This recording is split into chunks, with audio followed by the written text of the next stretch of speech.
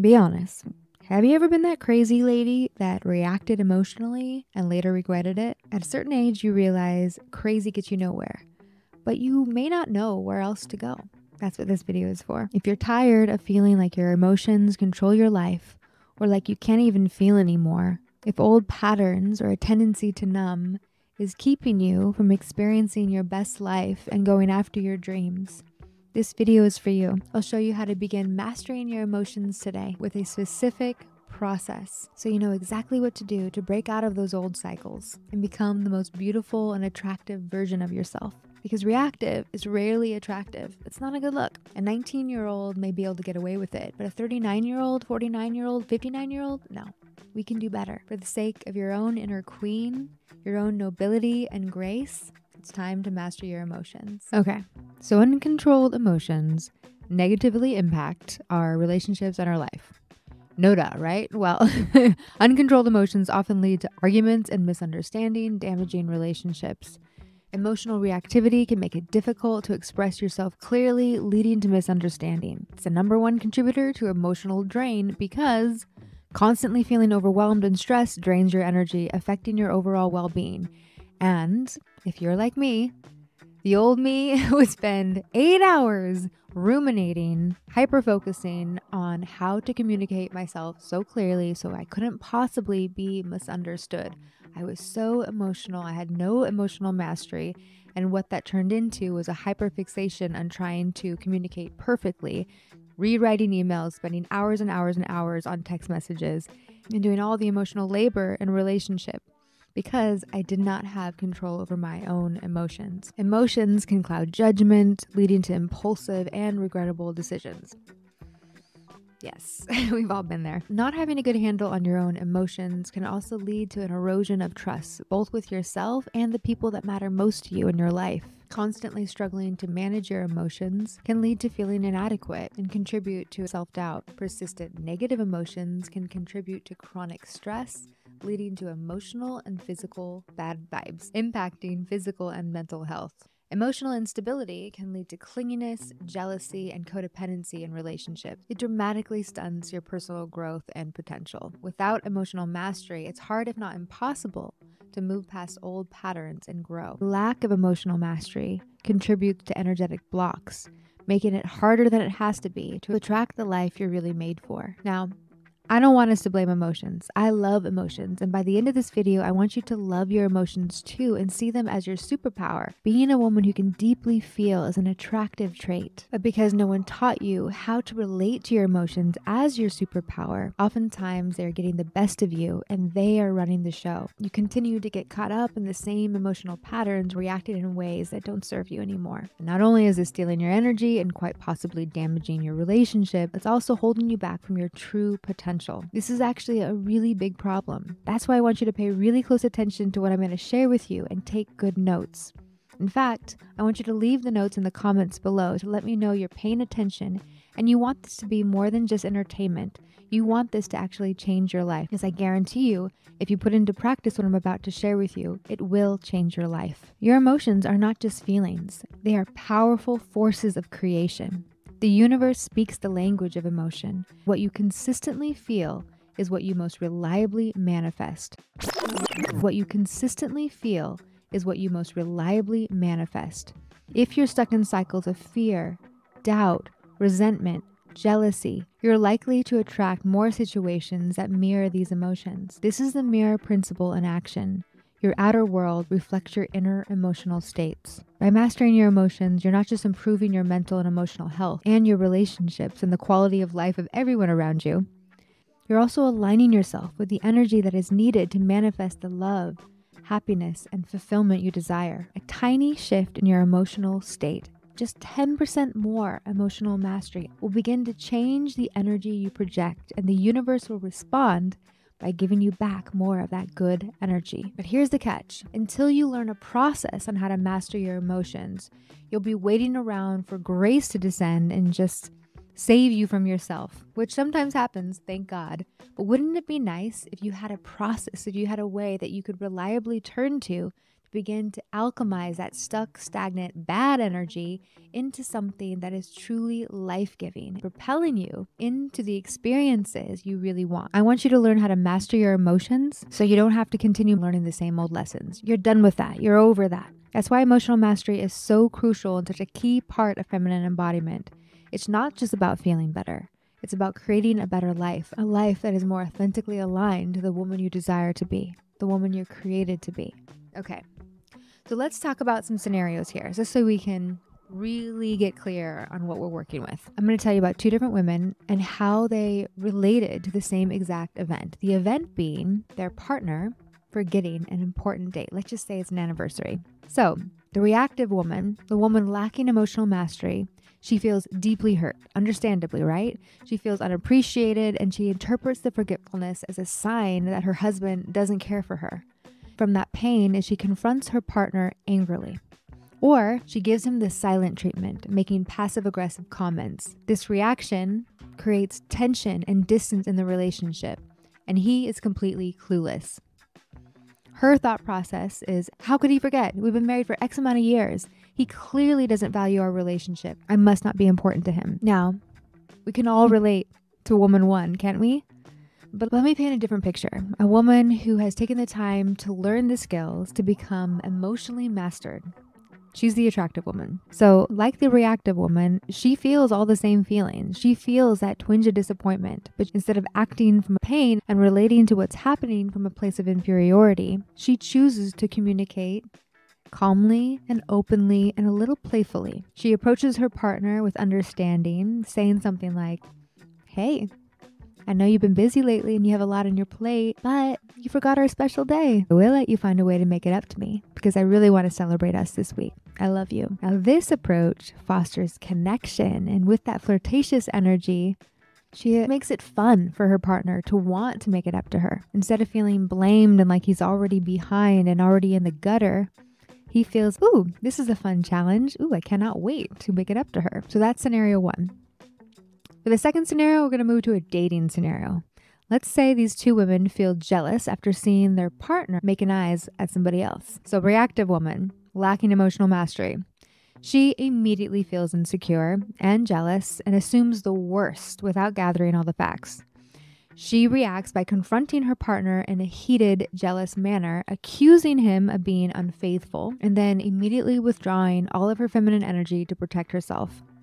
This leads to distrust in the relationship and most likely arguments that go nowhere. Now, how does the attractive woman respond? The emotionally mastered attractive woman, she also notices her partner looking at another woman, and she can feel that jealousy, but she chooses to approach the situation with curiosity and trust. She might calmly tease her partner about the situation from a place of deep inner security. She's actually not needing to compete or contend with the other woman. She knows who she is. She knows her beauty. She knows what she brings to the table. And so she might just say, I saw you looking at her and I felt a little jealous. But that's okay because I like how sexually alive you are. And I like that you're my man. This open, playful communication communicates confidence and trust in the relationship. It also communicates that you are secure in yourself and you don't need to control your partner in order to feel safe in your relationship. That's emotional mastery. The thought process here is jealousy is a natural emotion, and we don't have to let it run the show and control us. We can talk openly about jealousy with our partner and let it be something that creates a really fun and healthy sexual dynamic and build more trust. Okay, you want another scenario? Let's do this one because it happens quite a bit this day and age. We're talking about being ghosted, and this could apply to a wide range of scenarios, romantically, in a new friendship, or even with a new career prospect or job interview that all of a sudden you're just left hanging. So, woman one, the reactive woman. She's ghosted and she feels rightfully hurt, and she also feels rejected and confused, and she takes the ghosting personally. She reacts by sending multiple messages, demanding an explanation, venting her anger or her sadness, anyone who will listen, or withdrawing from the world and spiraling down to the depths of self-doubt, questioning everything about her value and worth as a woman and human being. Her thought process is all about What's wrong with me? What's wrong with me? What's wrong with me? There must be something wrong with me, which just stirs up a whole bunch of emotional instability. Now, there is another way to react to this situation. The second woman, the mature woman, the woman who embodies the attractive traits of emotional mastery, she also feels hurt and bummed out by being ghosted. She acknowledges her disappointment, but does not take the ghosting personally. Instead, she chooses to accept that this person or this job or whatever is not the right match for her and moves on gracefully. She might think their lack of communication is a reflection on them, not me. She would take all that energy within her, her good creative life force energy, and she would focus it on her growth, self-care, and attracting someone or the right opportunity who truly values her. Her thought process goes something like this.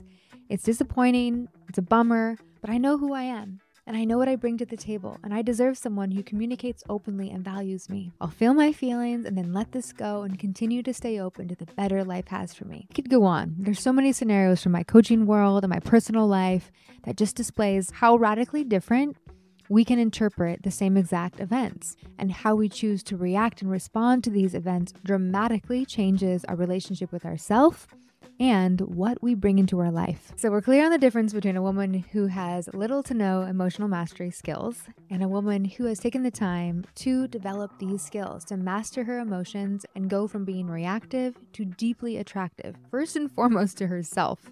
How do you become the more attractive woman? There are 3 key points. Number 1, awareness and acceptance. First, it's crucial to become aware of your emotions and accept them as they are. Many women, especially those who are busy and successful, tend to suppress or repress their feelings, but ignoring them only makes them more powerful. What we resist persists, as Jung says. By acknowledging your emotions, you begin to take control, and they don't control you. Practice mindfulness to observe your feelings without judgment, allowing them to exist without letting them dictate your actions. Now, this is a practice, something you'll get better at with practice, because what you practice, you get good at. So take advantage of all the meditation videos I have on this channel to become more mindful and present in your life. 90% of emotional mastery is this, just allowing the emotions to flow through you. Your emotions are your superpower, and they are a life force energy that you can learn to hone. There's actually no such thing as a bad emotion. It's only when we get stuck in these cycles that it turns into bad results in our life. So feel it all. Feel it, let it move through you, accept it, and know that no emotion lasts forever. In fact, most emotions only last 30 seconds at most. And in order to keep feeling that way, we actually have to create some story in our mind to feel that way. And sadly, we get addicted to these icky states. We say we don't want to feel jealousy, or we don't want to feel shame or fear or anxiety, but the truth is we do. Our body is addicted to these chemical compounds of these emotional states, and we start to seek out stories in our own mind, interpreting events in a certain way that will make us feel those old feelings. The first way out of that crazy cycle is with awareness and acceptance. Number 2, and this is powerful, perception versus perspective. Now I'm going to throw a little Bible verse in here because this verse, reflecting and meditating on it, really transformed my life. It's Proverbs 3:5, and it says, "Trust in the Lord with all your heart and lean not on your own understanding." For a long time, I didn't understand what that meant, especially coming from my own experience of womanhood, which I was constantly doubting my own experiences, constantly decentering myself and putting other people's opinions, needs, desires, and experiences above my own. And I was really upset when I read this because I wanted to be able to lean on my understanding. I wanted to be able to trust myself. So I took this into prayer and I asked God to really show me what this verse meant. And this is the download I got. So there is a huge difference between perception and perspective. Our perception is personal, and it's shaped by our past experiences, hurts, conditioning, programming, and biases. It's how we see the world through our own personal lens. Remember that quote by Anais Nin, "We don't see the world as it is, we see the world as we are." The problem with this is that our lens can be limited. Our perception can limit us, keeping us stuck in old cycles. So trust in the Lord with all your heart and lean not on your own understanding, lean not on your own perception. This reminds us that while our perception is limited, God's perspective is expansive and all-encompassing. You can think of God as source, as love. How would love see this? How would the most generous view see this? How would the most generous view see the other person or the circumstance? By zooming out to the love's eye view on your situation, you can start seeing life and your own experiences from a grander perspective. You can start to see the bigger picture, which will help you break free from old limiting patterns. A quotable here that helps some of my clients get into this space is, what is for me cannot miss me, and what misses me was never for me. Life is always happening for you, not to you. Interpret every single event as something for your greater good. The Holy Spirit makes all things work together for good for those who love God. Loving God is loving love. Loving God is loving the most expansive version of your life possible. Loving God is loving the most creative and generative outcomes for all. Loving God is where it's at. Loving God is the key to emotional mastery. Trusting in love, choosing to see life from that bigger, expansive perspective has been one of the biggest keys for me developing emotional mastery, and something I'm constantly working at. Okay, strategy number 3, alchemize and redirect emotional energy. Let's talk about how to get in there and really work with your emotional energy. When a strong emotion arises, rather than pushing it away or letting it control you, try this 3-step process. Number 1, acknowledge, recognize the emotion that you're feeling. Give it a name if you can, whether it's anger, sadness, jealousy, fear. Acknowledge its presence. Simply saying, I am feeling sadness right now, or I am feeling fear right now, can be extremely powerful. It's the first step to taking you out of identifying with that emotion as who you are, to identifying with the part of you that is able to feel and able to witness and move through it. Number 2, breathe and pause. Take a deep breath. And pause. Sometimes it helps my clients to put a hand over their heart and just feel yourself breathing. This gives you a moment to separate yourself from the immediate reaction. Breathing helps to calm your nervous system and create space for a more thoughtful response. One of my favorite teaching quotes that applies to emotional mastery is by Viktor Frankl. He says, between the stimulus and response, there is a space. And in that space, there is freedom. To go from being a reactive woman, a woman who is dictated and controlled by her emotions, to being a deeply attractive woman, a woman who has the capacity to feel it all and move it through into something truly life-giving, to alchemize her emotions, that's freedom. That's beautiful. And that's what you're made for. Number 3 in this 3-step process is redirect with intention.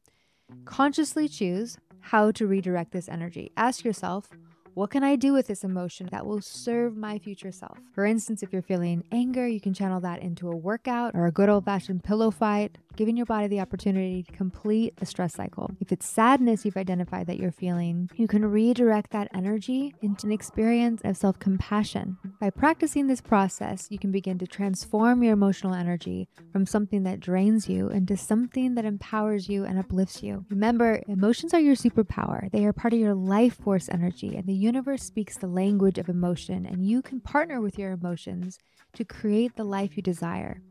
I remember the turning point in my life when I really started to get that my emotions were my superpower.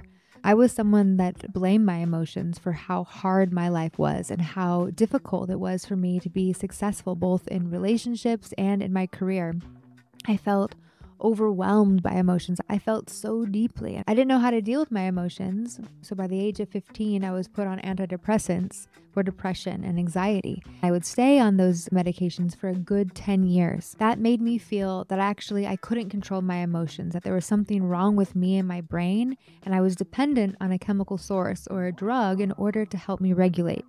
Thankfully, all that changed when I became a mother and began a deep healing journey to coming home to my body, befriending my mind, and discovering the beauty in my own soul. Through my years of training in Tantra and trauma healing, I understood my emotions as part of my superpower, that I was meant to learn how to harness this life force energy to serve me. By changing my relationship with my emotions and seeing them as my superpower instead of my kryptonite, my life began to change. It became easier to access my feminine energy, my radiance, and what made me and uniquely attractive. I did the work of becoming aware of where my emotional vulnerabilities lie, and I learned how to shift from my limited perception into God's expansive perspective. I also learned how to accept and redirect my emotional energy in the moment and do the cleanup work on the past. In all this, what I learned how to do for myself, what I now teach my clients how to do, I learned that a woman can master her emotions and stop old cycles that have been holding her back. And when she does, the life she's been dreaming of, the life that felt so impossible and far away, starts running after her. There is a famous line in the novel by Louisa May Alcott, Little Women. The character Amy March reflects on her growing confidence and resilience in the face of life's challenges and says, "I am not afraid of the storms, for I am learning how to sail my ship." This is what I want you to be able to say too. The storms in your life, whether they are conflicts, setbacks, or emotional upheavals, they can feel overwhelming and uncontrollable. These storms can disrupt your relationships, well-being, and your ability to manifest the life you desire. However, when you become the master of your ship, like Amy, you gain control of your emotional responses. You learn how to work with the wind, work with the storms. You become one with the tempest. You can steer through difficulties with a sense of calm and purpose, no longer at the mercy of external circumstances or old patterns. This mastery not only empowers you to weather any storm that life gives you, but also enables you to chart your own course towards the life that you truly want and the relationships you're made for and desire. To recap, emotional mastery is key to you becoming the most attractive version of yourself. The most attractive version of yourself is the version of you that is most aligned with your truest self. Your truest self isn't reactive. Your truest self deeply knows who she is and is able to take on that perspective of love, of source, of God. She's not trapped in old patterns. She's not trapped by her limited perceptions. She is free to see things from the highest point of view and make choices in alignment with what is highest and best for herself and the world. When you start gaining emotional mastery, you'll notice people are gravitated towards you. They feel safer in your company, and it's easier to create win-wins for all. You don't have to betray yourself in order to get your needs met, and you don't have to domineer over others or be passive-aggressive in order to protect yourself from feeling any sort of way. You get to become deeply embodied and learn how to speak the language of the universe by harnessing your emotions and alchemizing them in the directions of your soul's grandest goals. This is how you become the most beautiful version of yourself and create the most beautiful life. If you found this video helpful, please give it a thumbs up and subscribe to my channel. I love making videos for you, and every week I'm making more videos that help you embody your true beauty and attract the life and the love you desire. Comment below with your biggest takeaway and your notes. Share the love for others and tell us how you plan on implementing. Do you plan on implementing these steps in your life? Remember, you can trust what lights you up. And if cultivating more emotional mastery is lighting you up, know that's exactly what you're made for. You don't have to stay stuck in cycles of being the reactive woman. You actually can and are called to the embodiment of the attractive woman. A woman who is first and foremost deeply attractive to herself and is capable of creating win-win outcomes for all. This is feminine wholeness. This is what it looks like to become a woman who is deeply connected to her true feminine essence and energy and walks through the world with her head held high, knowing it's her soul that's running the show and not her insecurities. Thanks so much for joining me, and I'll see you back here real soon.